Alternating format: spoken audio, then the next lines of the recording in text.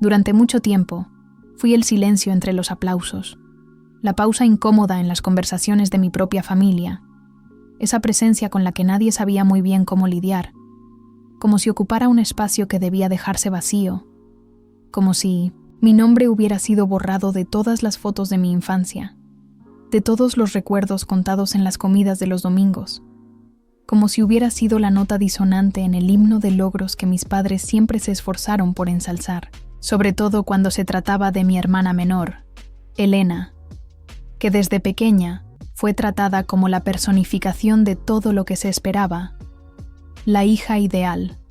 la promesa viva de un futuro lleno de medallas, títulos y ceremonias, la niña que aprendió a marchar antes que a leer bien, que siempre supo cuál sería su destino dentro de la rígida estructura de la carrera militar, a la que nuestra familia pertenecía desde hacía generaciones, con mi padre, coronel retirado de la Fuerza Aérea, siempre orgulloso de sus fotos, con generales y ministros, mi madre, enfermera de combate retirada,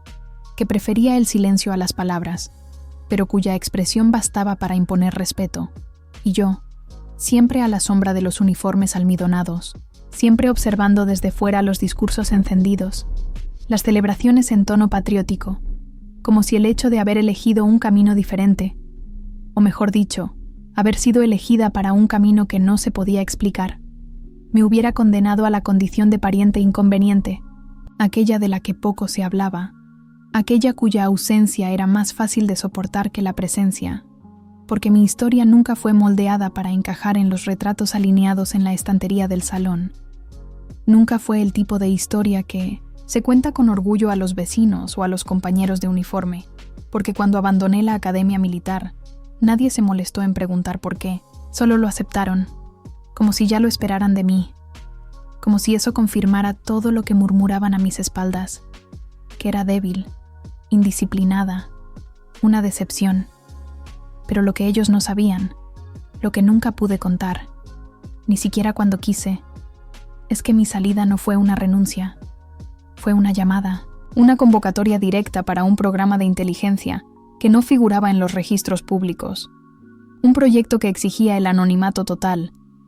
donde se borraban nombres, se alteraban fechas, donde mi vida pasó a estar escrita en informes, confidenciales, en misiones que nadie mencionaría jamás en voz alta, donde el fracaso significaba desaparecer para siempre y el éxito era seguir siendo un fantasma. Y durante años fui ese fantasma, cruzando fronteras disfrazada, entrando y saliendo de zonas de conflicto sin dejar rastro, durmiendo en camas improvisadas, comiendo comida enlatada, observando conversaciones de líderes extranjeros desde detrás de espejos falsos. Y todo eso, todo lo que viví y sobreviví, fue ignorado por las personas que deberían conocerme mejor, porque para ellos, para mi familia, yo había desaparecido por no ser lo suficientemente fuerte, por no aguantar la presión, por no seguir el guión que siempre esperaron de mí.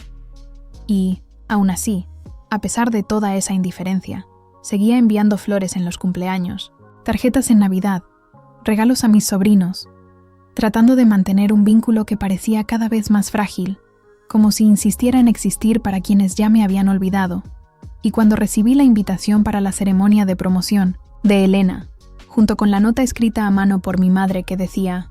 «Acude, pero por favor», sin llamar la atención, y comprendí que nada había cambiado, que seguía siendo vista como alguien que podía manchar la perfección de la familia si abría la boca o llevaba el uniforme equivocado. Y aún así, decidí ir, no por ellos, sino por mí, porque después de todo lo que había pasado,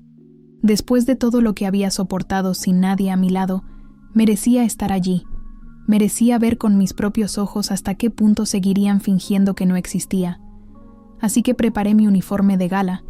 el que nunca se había usado oficialmente, que permanecía cuidadosamente doblado en el fondo del baúl, aún con el brillo de las insignias que representaban años de trabajo silencioso, misiones exitosas en países que nadie se atreve a mencionar, vidas salvadas sin que nadie supiera quién las había salvado, y al llegar a la base donde se celebraría el evento, me di cuenta de que todo parecía más una puesta en escena que un homenaje real, con coches de oficiales importantes, periodistas preparados para grabar el discurso perfecto de Elena, una banda tocando marchas, invitados vestidos con sus mejores trajes, todos ansiosos por escuchar la impecable narración de la hija que había triunfado, de la hija que lo había hecho todo bien, y mientras me sentaba discretamente en las últimas filas, recibí miradas de curiosidad, pero ninguna de reconocimiento. Nadie parecía saber quién era yo, y eso era de esperar. Al fin y al cabo, mi nombre no circulaba, mi imagen no aparecía en ninguna pared, mi rostro no aparecía en ningún vídeo institucional, hasta que, en medio del discurso de Elena, mientras hablaba de la importancia de la lealtad, de la disciplina y de no abandonar el uniforme por conveniencia, un general entró en la sala, caminó lentamente hasta donde yo estaba, me miró a los ojos con una expresión que mezclaba sorpresa y respeto, y entonces, delante de todos, hizo un saludo militar y dijo con voz firme: «General Elisa Farías, es un privilegio volver a verla». Y en ese instante, el silencio se apoderó de la sala. El micrófono de Elena se quedó mudo. Las sonrisas se congelaron y mi padre, siempre tan firme, tuvo que sentarse, mientras mi madre abría los ojos como si estuviera viendo un fantasma. Y yo me levanté, devolví el saludo y solo dije: «General Torres, el privilegio es mío». Y en ese intercambio de gestos contenido estaba todo lo que nadie allí sabía, todo lo que habían elegido ignorar durante años, porque ese hombre, que ahora me saludaba delante de todos, había servido conmigo en al menos 3 operaciones, altamente clasificadas. Me había confiado su vida y la de sus soldados. Había sido testigo de mi capacidad para tomar decisiones imposibles sin perder el control, para improvisar planes de fuga bajo fuego cruzado,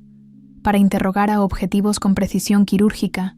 y ahora, su simple presencia allí, su simple gesto, había derribado toda la narrativa construida por mi familia, toda la idea de que yo era la hija que había fracasado. Y en los días que siguieron, cuando el nombre Elisa Farías comenzó a circular entre los oficiales presentes, cuando empezaron a preguntar quién era esa mujer a la que el general Torres había saludado con tanta reverencia, cuando empezaron a buscar registros y solo encontraban lagunas y códigos cerrados, mi hermana intentó confrontarme, acusarme de haber planeado todo aquello para sabotearla, y fue en ese momento cuando me di cuenta de que, más que la ausencia de reconocimiento, lo que más dolía era la certeza de que ella prefería verme borrada antes que admitir que había algo en mí digno de respeto. Y cuando le pregunté si ella había sido responsable de una antigua filtración de información que casi me cuesta la carrera, no esperé que lo confirmara, pero lo confirmó, con los ojos secos y la voz baja, diciendo: «Es que te habías ido, y aún así todos seguían hablando de ti». Y fue entonces cuando todo cobró sentido. El desprecio, la competencia, su necesidad de ocupar un espacio que nunca estuvo vacío, solo oculto, y aún así, incluso ante la confesión, no la denuncié. Solo dejé claro que, esta vez, no dejaría que nadie escribiera mi historia por mí. Y la investigación interna que siguió reveló conexiones con otros nombres, otros intentos de silenciamiento, incluyendo a un oficial que había intentado sacarme de escena por miedo a lo que yo representaba, por miedo a ver a una mujer ocupar un puesto de decisión. Y cuando todo salió a la luz, cuando se presentaron las pruebas, ya no hubo forma de fingir. Mi familia tuvo que reconocerlo, no con fiestas ni brindis, sino con silencio, el mismo silencio que durante tantos años utilizaron contra mí, ahora utilizado como escudo contra la vergüenza de haber ignorado la verdad durante tanto tiempo. Y si me preguntas si eso fue suficiente, si eso curó todas las heridas, te diría que no, pero también te diría que ya no necesito que curen nada, porque he aprendido a vivir con las cicatrices. He aprendido a mirarme al espejo y a reconocerme sin necesidad de la aprobación de nadie. He aprendido que hay guerras que se libran por dentro, que hay victorias que nadie ve, y que a veces lo único que necesitamos es una sala llena de gente que finalmente se da cuenta de que aquella a la que llamaban fracaso era, en realidad, la única que supo ganar sin pisar a nadie.